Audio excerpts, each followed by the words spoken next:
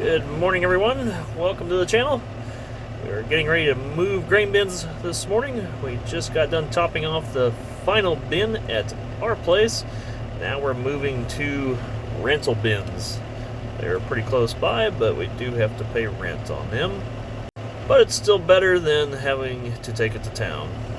And yes, running out of bin space is always a good problem to have. This little 6120 has a remote PTO. You can turn it on right there, and then you hit that button, you turn this on, and there's two switches out on the fender. You turn them on, and you can stand outside to activate your PTO. Got my morning Mountain Dew. He's cleaning out the auger, and just a little bit out of them wagons. We're pretty well topped off, getting ready to go here.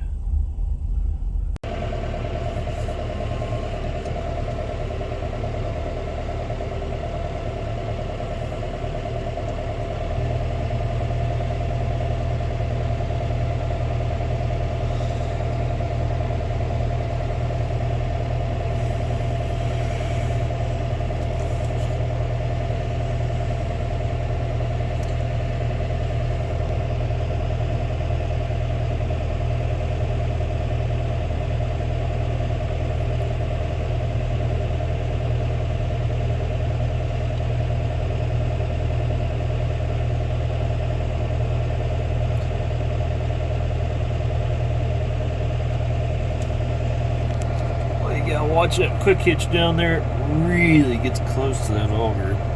They shouldn't run a. I need to take it off so pull this thing.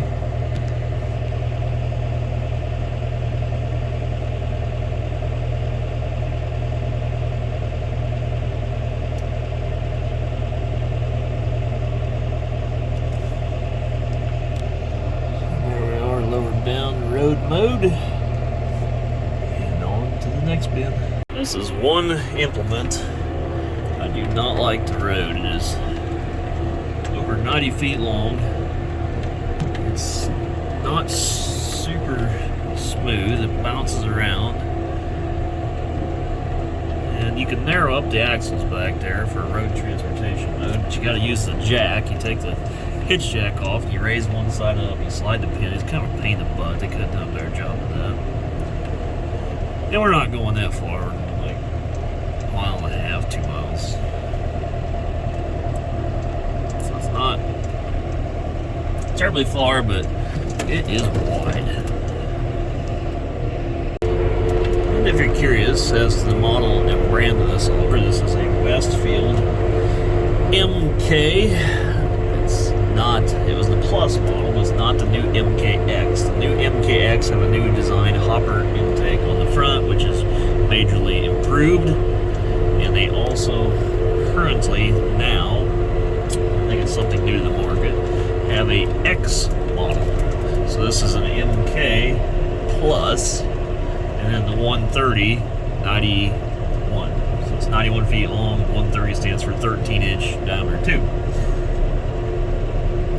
The new models are the MKX, and I believe this would be a 94 foot. They no longer offer the 91.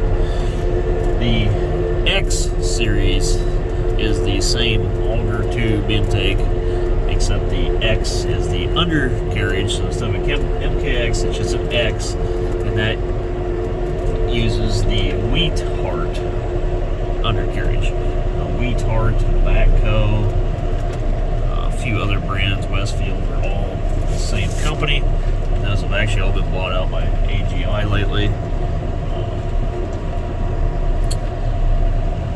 Going into a corner like this, you gotta be clear on the outside edge of it here. The auger is almost over the ditch. Coming up here on the bin, and this bin's basically located in the guy's front yard. At one time this was located near a hog building, but the farm has changed, and they used a little 57-foot auger back in the day. He did agree to sell the bin. The problem is we paid $500 for it. It's like a 12,000 bushel bin, so it's hardly worth us to buy it. The other problem is it's a 27-foot diameter, so it'd be a little bit hard and costly to move, although I wouldn't mind owning it. But this auger is a bit long to get into this bin, but we can manage. To fix several things on that bin and get it ready to go, and time the doors all got put in, I grabbed lunch real quick, and boy, the day just gets ate up pretty fast when you have to start moving around a lot. But now we're getting to the field and we can get running. Don't know if we'll get this done today or not, but we'll make an attempt. A snack here and we'll get going. V8 came out with these energy drinks. My wife grabbed a pack of them. They're actually really good. Makes a good snack throughout the afternoon. We'll climb our 5 steps into heaven here. And we always keep the doors locked out here in the field because there's definitely been some theft occurring in the area on augers and such. Gotta make sure your key's in there the right way. Deer out. Give it a click. Don't even have to turn the key anymore. Bada boom. Now off to the combine. Gotta get it fired up. Ready to roll. We'll go grease around the muddy hillside some more.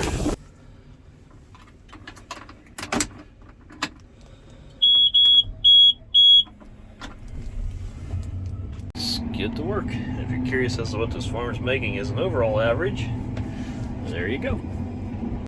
We're ecstatic with the yields we're getting, and that's in consideration of the lack of rainfall we received this summer.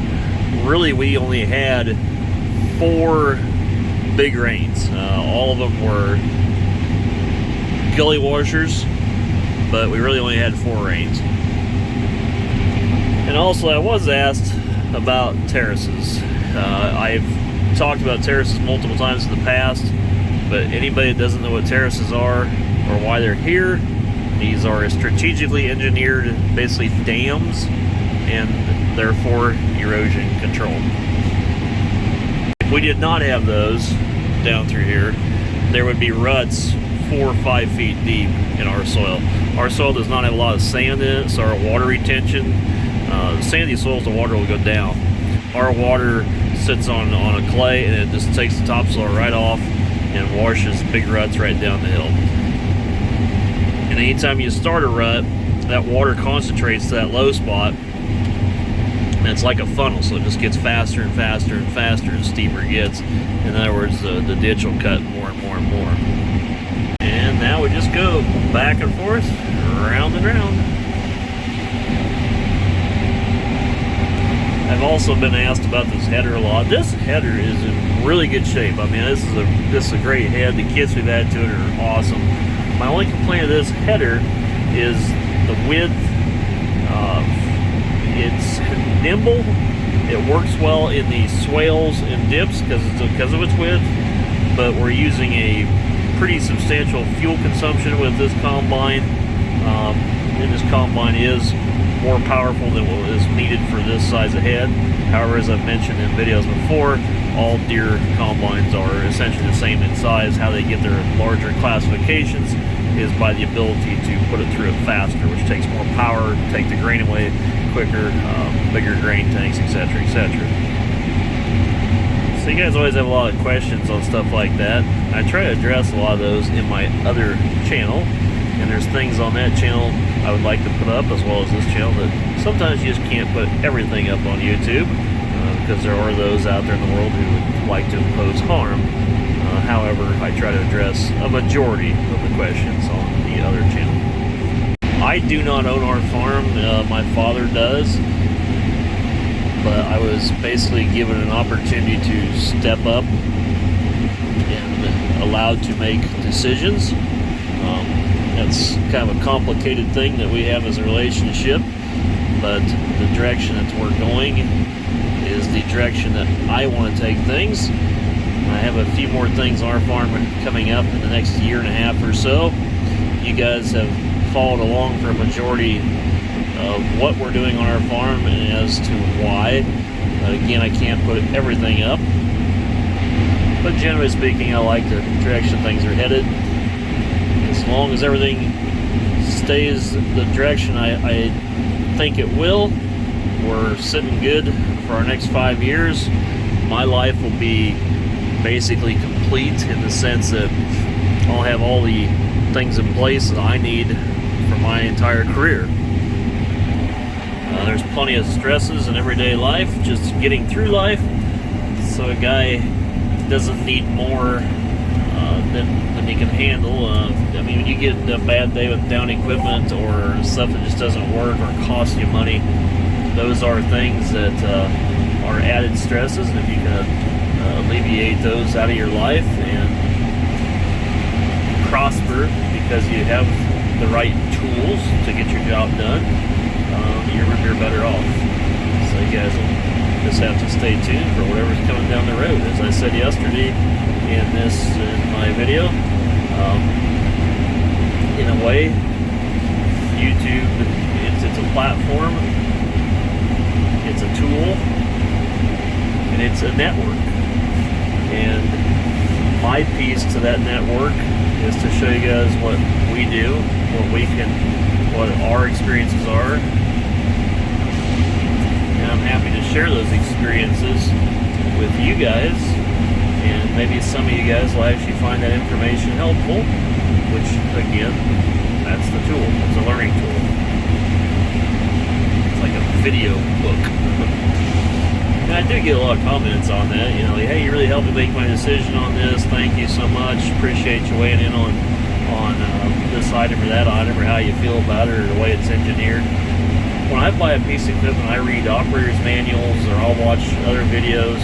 I always search for, I've been burned too many times, so I always search for more knowledge before I get involved with something.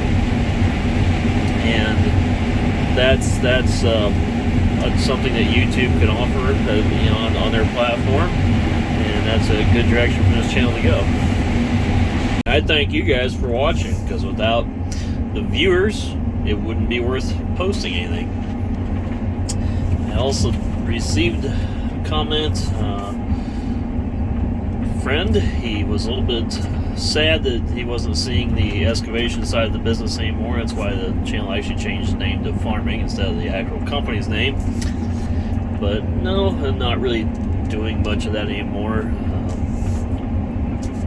Sales there dried up to a certain point during the ag slump, the ag economy slump, and commercial work's political, and there's a lot of stresses with employees.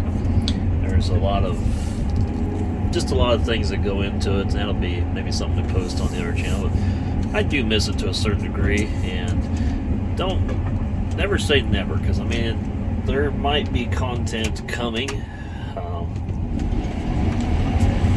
maybe a lesser capacity.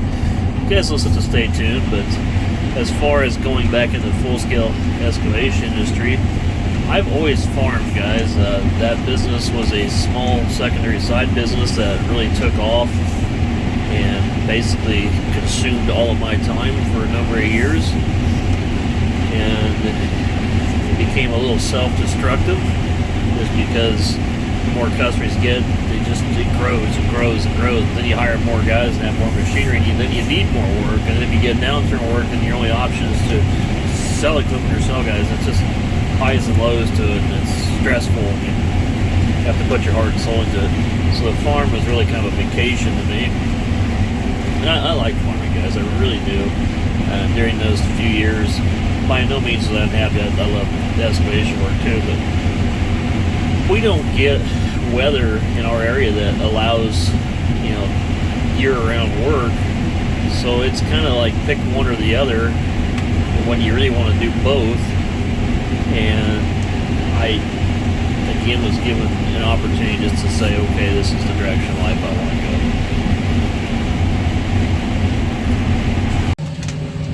go. Unloading. Not a huge amount of crops left to harvest on our farm. This is one of our further away farms. We'll get this wrapped up. We're going to move back closer to home. And we'll finish up there. So I'm not sure if I'll post much more harvest videos on this channel. There's plenty of other content to be posted though. However, on the other channel, there will be some more footage posted. You guys may want to tune in for that. So if you haven't already, head over to that channel and subscribe. Oh, these hills. You got to go clear around and open up the other side and take off this ends. They're kind of tough to get in these old bench terraces and get everything opened up. And I made it halfway through and got full and had to cut my way out. Just kind of a pain in the butt. So I think I'll end the video here. Appreciate you guys watching. And a piece of information for you guys. It's kind of interesting. Did you know that corn is actually a grass plant? Corn's been being used for about 7,000 years. It's been a domesticated plant, originally called Tia Spente. Look that up. Anyway, thanks guys for watching. See you in the next one.